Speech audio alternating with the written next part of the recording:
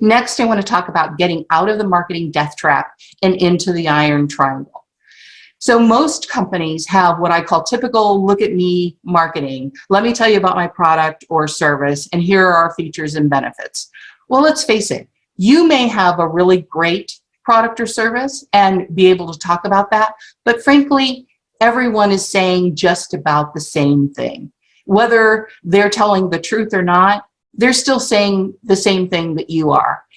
And when you start talking about product or service and features and benefits, you get forced into talking about price. Okay, well, yeah, I know, and everybody's selling the same product or service, so tell me how much it is and how can you reduce the price? Well, if you want to be the low price leader, okay, that's fine, but that's not where I want to be, and I don't have any companies that I work with that want to be there either. So what do your prospects really care about? And remember, we're talking to our ideal buyers, not just the general market. They care about only three things: money, risk, and time. How can you help them save or make more money, reduce their risk, and have more time? That's the iron triangle. How do you get into the iron triangle? Well, you have to be creative, and you have to, again, really understand your ideal buyer. So Richard Branson, he's a pretty savvy business guy, and a client that I was working for in the Silicon Valley, San Francisco area was trying to get him to buy real estate in their area for the headquarters for one of his airlines. And they were competing with 6 cities around the country, every one of which was looking at this as a real estate deal. And before we started working together, so did San Francisco. This was a real estate deal. Let's find him a building to put his headquarters in. Well, that was silly because buildings are everywhere. And frankly, if you don't like a building, it can always be changed. So we really looked at what Richard Branson cared about and what he needed. And it wasn't really real estate. That was not even secondary. It was, third or fourth on the list. We stopped the look at me marketing. We quit saying, hey, look at us, and doing silly things like Boston. One of the things that they did was they sent him live lobsters with little luggage tags on it. Well, okay, that didn't really help him in any way start his airline and solve his problems. So we said, okay, what is it that he really cares about, and how do we help him make his business better?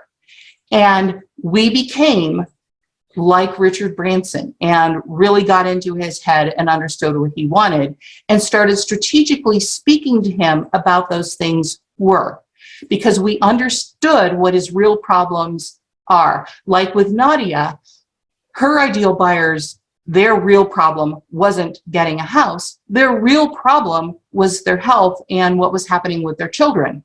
With Richard Branson, his real problem wasn't getting a building. His real problem was it is massively difficult to create a new company, a new airline, because all of the existing airlines are very opposed to it, and they're very well connected. And so they're pulling out of the stops to make sure that it doesn't happen. It's especially difficult when you're not a United States citizen, which Richard Branson is not. So he had to get past all of those hurdles, which we were able to help with. He also had to really think about the components that he needed for his business. For example, he needed to train his pilots. Of course, every airline needs that. So one of the things that we did is we solved that problem for him, because we found a local training facility with flight simulators where he could get that training done. The other thing that was really important to him was that everyone who showed up for a flight had a delightful experience from the moment they walked in the door. For example, he wanted all of his people to be trained in the performing arts, so that when somebody came in and handed over their ID at the gate, somebody would look at it and they would notice it was their birthday. They wouldn't just say, oh, well, happy birthday, Mr. Smith. They would burst into song and be entertaining and interesting. We hooked him up with the entire performing arts community in the Bay Area so he could get that training. And by doing that, what he understood about us is that we weren't trying to get our hand in his pocket. We were his advisors. We were helping him. We understood his business. We understood what he needed because we'd done the research, and we helped him solve problems before he even asked us about them. No one else did that. That put us in the iron triangle that helped him make more money, and it helped him reduce his risk, helped him save time because we did a lot of the work that he didn't have to do. How can you do that? Well, here's another example, and I think this is a really good one. So think about how this strategy might apply to you. I was working with a company that did commercial stainless steel counters in the restaurant industry, and they doubled their revenue, not by talking about stainless steel counters, but by talking about salmonella. When they understood their ideal buyer, you know, most of the competition was going in to restaurants and saying, you know, we make countertops, and is it time for you to get a new counter? Well, we were going in and saying, hi, I'd like to talk to you about the risk of foodborne illnesses and how to prevent those costs. And those costs are dramatic. It's getting your restaurant shut down if people start getting sick or potentially dying. There's the risk of lawsuits, the ruining your reputation. There's tremendous risk. The financial cost is significant, and the time that you get shut down and trying to solve all these problems is tremendous. So we were saying, did you know that most stainless steel countertops are made with really low grade steel because the cost is so high? And that low grade steel has little pits in it. You can't see them. You don't know that they're there, but that's an ideal place for bacteria. And that's where a lot of foodborne illnesses start. And did you also know, Mr. Restaurant Buyer, that most companies have people who weld the edges who aren't precisely trained in how to make really, really precise welds? So that's a great place for food to get caught or bacteria to reside, creating even greater risk for illnesses.